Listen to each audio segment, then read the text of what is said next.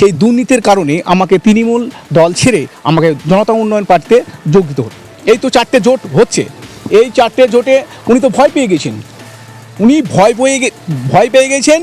উনি সেই ভয়েই হুমায়ুন সাহেবকে আক্রমণ করছে, যেখানে যায় সেখানে না, হুমায়ুন সাহেবকে আটকানো যাবে না, কোনো অংশেই আটকাতে পারবে না। দাদা, আমরা জানতে পারলাম আপনি তৃণমূল দল ছেড়ে আপনি হুমায়ুন কবিরের দলে জয়েন করেছেন, অর্থাৎ জেইউপিতে। আপনি হঠাৎ তৃণমূল দল কেন ছাড়লেন? কারণ তৃণমূল দল তো প্রচুর পরিমাণ উন্নয়ন, আপনি হঠাৎ কেন ছাড়লেন দল? দেখুন, উন্নয়ন তো পরের কথা, দূরের কথা, কিন্তু এখানে যে দুর্নীতি চলছে সেই দুর্নীতির কারণে আমাকে তৃণমূল দল ছেড়ে আমাকে জনতা উন্নয়ন পার্টিতে যোগ দিতে হলো। কারণ এত দুর্নীতি চলছে যে, যেমন ধরেন নারীদের যে বাবা ইজ্জত নিয়ে খেলা খেলছে, যে বাবা ইজ্জত নিয়ে খেলা গেছে, সেই ইজ্জতের সম্মান রক্ষাদন করতে পারছে না, জনসাধারণ খেপে যাচ্ছে।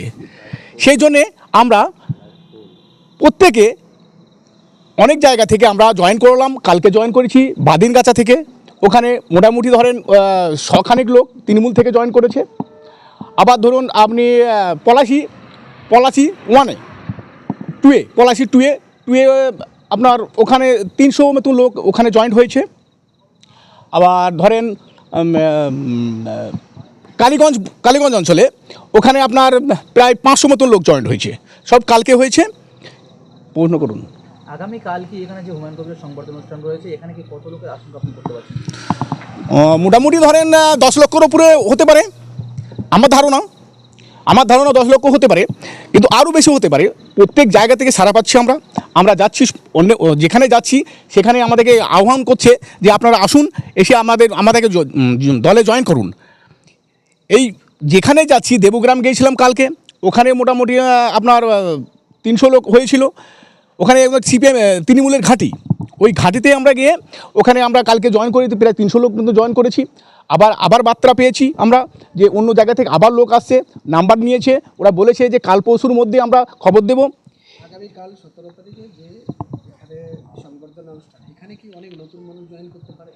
এখানে ধরুন নতুন বলতে সবই তো ধরো এখন নতুন, আমাদের তো নতুন দল, আমাদের জনতা উন্নয়ন পার্টি নতুন দল, নতুন করে হুমায়ুন সাহেবের হাত শক্ত করতে আমরা প্রত্যেক জায়গায় যাচ্ছি এবং প্রচুর মানুষ আমাদেরকে আহ্বান করছে যে আমাদের কাছে আসুন, আমরা আপনাদের দলে জয়েন করব। দাদা, টিএমসি ছাড়া তো আরও অনেক রাজনৈতিক দল আছে, আপনি কেন জেইউপিতে জয়েন করলেন?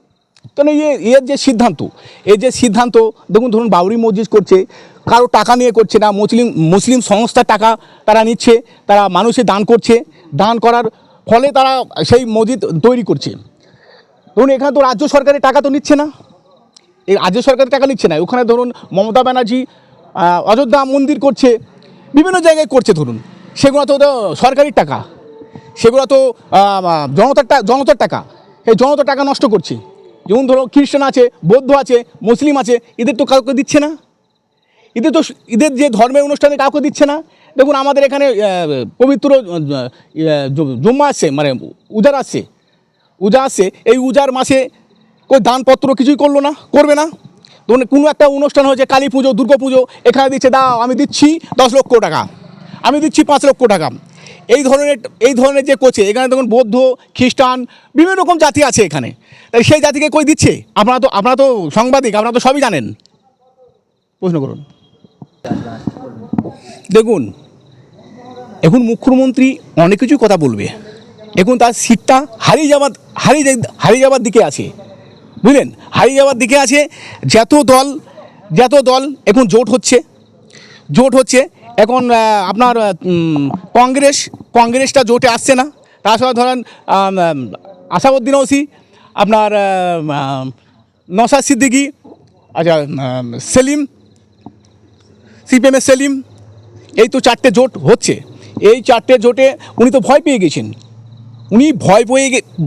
গেছেন, উনি সেই ভয়েই হুমায়ুন সাহেবকে আক্রমণ করছে, যেখানে যায় সেখানে আক্রমণ করছে, তার মেয়েকে আক্রমণ করছে, তার মেয়ের শ্বশুর বাড়িতে সেখানে 10 কোটি একটা সে ব্যবসায়িক লোক, পুরনো ব্যবসায়িক, তার বাবা ব্যবসায়িক, তার ছেলে ব্যবসায়িক, সেইখানে হানা মেরেছে। এখানে তো হুমায়ুন সাহেবকে তো হানা মারতে পারছে না, হুমায়ুন সাহেবের কিছু করতে পারছে না, সেজন্যে ওনার মেয়েকে দিয়ে হানা মারছে।